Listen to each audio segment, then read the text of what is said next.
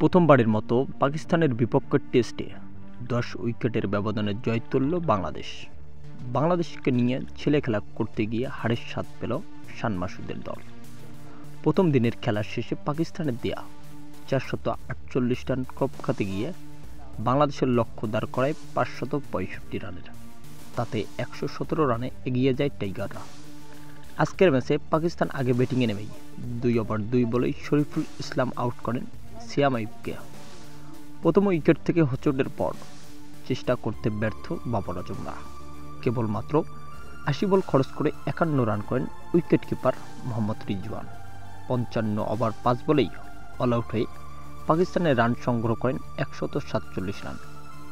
আগের দিনের ব্যবধানে আজকের ম্যাচে বাংলাদেশের জয়ের জন্য দরকার ছিল মাত্র ৩০ রানের। বাংলাদেশের দুই ওপেনার ব্যাটসম্যান জাকির হোসেন ১৫ ও সাদমান ইসলাম ৯ রানে অপরাজিত থেকে জয় তুলে দিল বাংলাদেশকে।